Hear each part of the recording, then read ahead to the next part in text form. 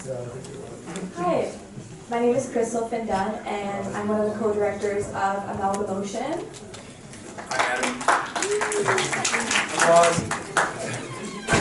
Mezei. I'm the other director of amalgaMOTION, who is my co-director, Finn-Dunn. Does anybody have a question for the filmmakers? Yes, go ahead. I wonder, is it difficult being both a dancer and a director in your films?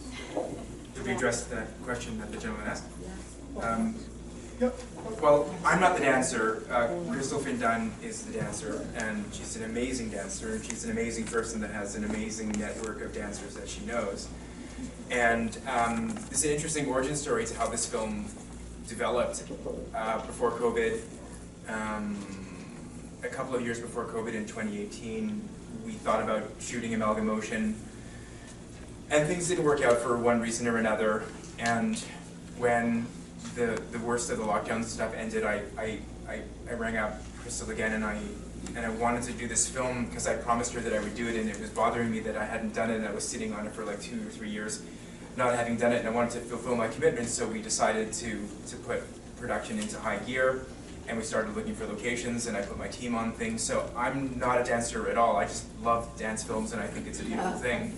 And I just want, I'm actually an actor and a producer, for anybody that's curious, and so I wanted to do this film so badly, and so between Crystal's amazing network of dancers we had 12 different dance styles, as you saw on screen, and then obviously my ability to put the project together, whether you think it's good or not, we managed to pull this film off, and it's basically a film that was like a good 4 or 5 years in the making. So this is what you saw after 4 or 5 years of incubation. All right, any other questions for the filmmakers? Usually it's a pretty excitable crowd. Anybody have any questions? They're here. Yeah, go ahead. Go ahead, sir. So as a general comment, it's so beautiful to watch these films, and what I can't figure out is why can't I pay to go to a movie and see something as beautiful as that, even if it isn't a literal interpretation. For example, it's just the aesthetic or the mood setting. What comes to mind is the one that was shot in Africa. That would be a great opening for a movie. And I just don't understand why we don't see more of it. And since you're a producer-director, perhaps you could elaborate on dialogues or you know, the people who have the big money in Hollywood. Isn't there some sort of interplay, of exchange of ideas where you can get more of this beauty into film, commercial film? You guys gonna take this one? Oh, can I take it? Yeah. Okay. Yeah, go for it. One of the things that I wanted to do was to shoot a full-on dance film, the kind of stuff that we used to watch in the 80s. I wanted to do a film like that for a while. It's a little bit of a difficult thing to do just because it's a scheduling issue, and dancers are very busy people and do a lot of shows, and they have a lot of work going on, so it's hard to get everybody in one room at the same time. I agree. I think the industry's ready for it, and I think we haven't seen a film like that in quite some time. And I think it would be a festival darling, and I think people would flock to it en masse. Our film was in the Fall for Dance North of last year's edition of Fall for Dance North, which is a local dance festival here in Toronto. And we had a Q&A afterwards, and that was one of the things that I mentioned at the time. I just think there's a dearth of really good dance movies, and I would love to produce a film like that. And as to why we don't have it, I suppose it's easier to do derivative films that they can, you know, you can churn out kind of like Sausage Factory and you know, make a nice little return that's predictable. For the actuaries, this would be more akin to not a shot in the dark, but it's a little bit more of a risque type of offering. And I really think the success model would be somebody that would be willing to pony up a considerable amount of funds to do it from like a private source, coupled with some other investors, and it wouldn't take a lot to shoot it. In fact, like with a really good script and dancers that are super enthused about doing it, I think it's a possibility. as to why it's not happening. That's probably because I haven't shot it yet, that's why. On what you said is it takes about, or your particular film, 5 years from inception to what we saw. Like, how much time when you start filming it would take, plus the editing, just that part, like if you need to divide that into percentage-wise from the film?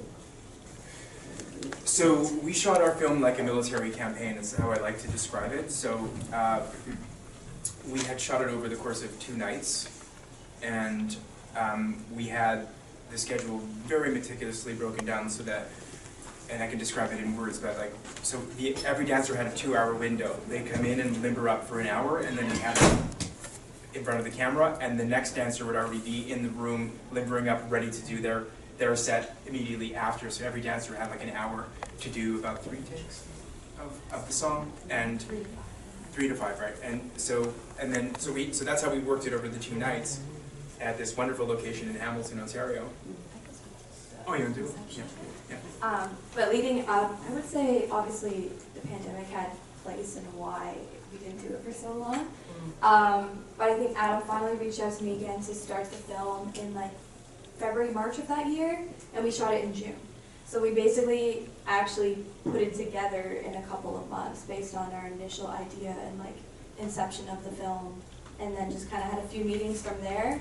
And then, like you said, had his team on it. I got the dancer team together, and then we just kind of made it happen. So from the actual, like, when we got the ball rolling, I would say, it was a pretty short and quick time span, so.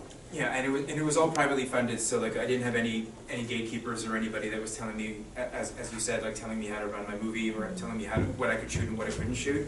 And it was a wonderful amalgamation of a lot of different elements. So it was just like this professorial forward thrust that I wanted to get it done.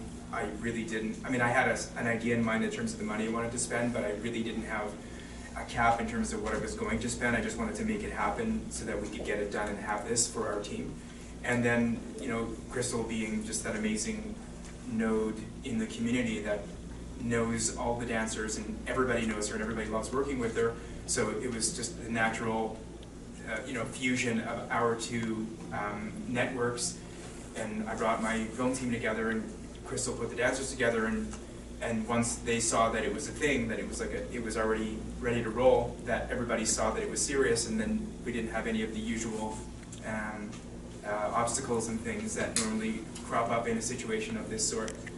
Not all the films go this way, especially when you have other, like if you have government money or public cash that's in it, and they, you know how it goes, right? Gatekeepers, timelines, windows, twice a year type thing. So it was just us willing to take no no's for an answer. We were just going to do this, no matter what, and that's what emerged on screen.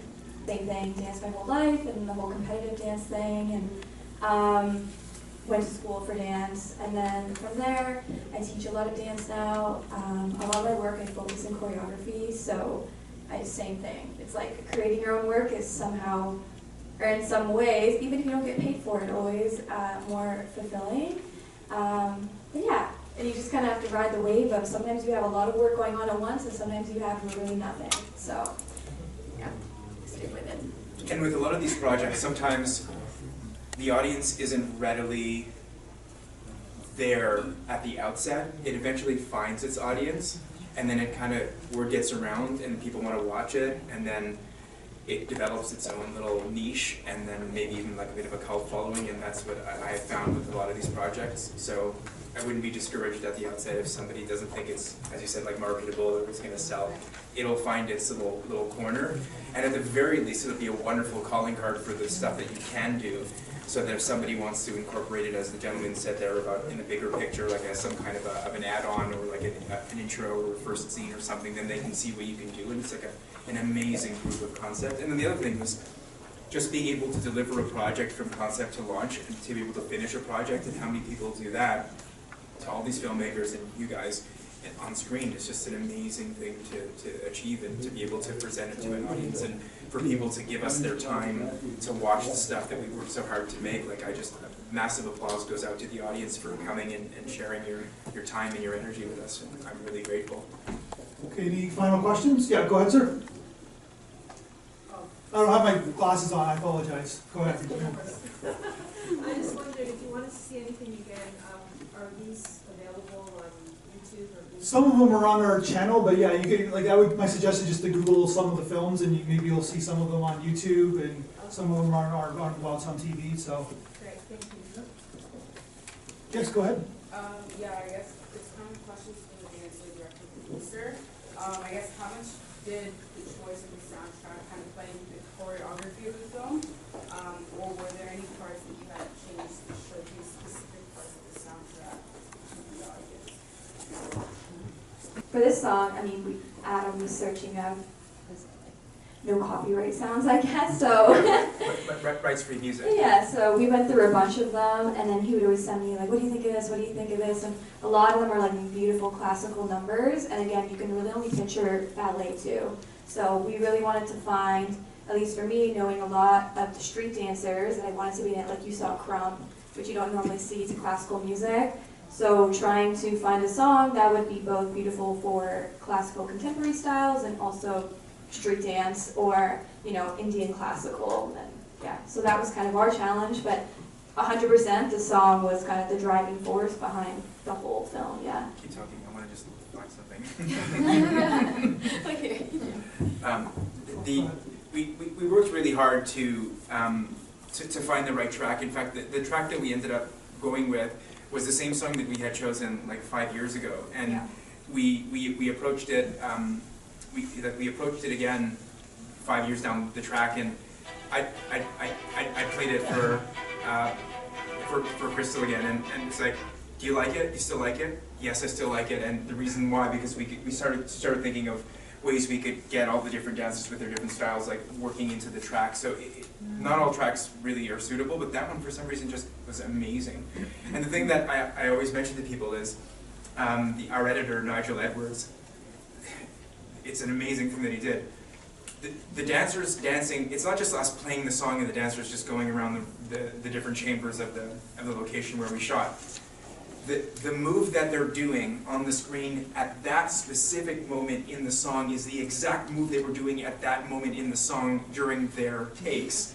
So Nigel phased all the different dancers in various rapid cuts doing that song exactly at the move where they were in that particular position in that moment in the song, which was a stentorian editorial effort that he managed to pull together that, like, when you watch it on screen it seems so seamless, but it's such a preparation effort. So that was a wonderful collab between Crystal's dancers, her vision in seeing the choreography to the song, my liking it just like as a guy that likes music, and then saying, I think this could work, and we managed, again, there's that fusion of everything coalescing into that one specific moment at that one specific time. It just worked out amazingly, yeah.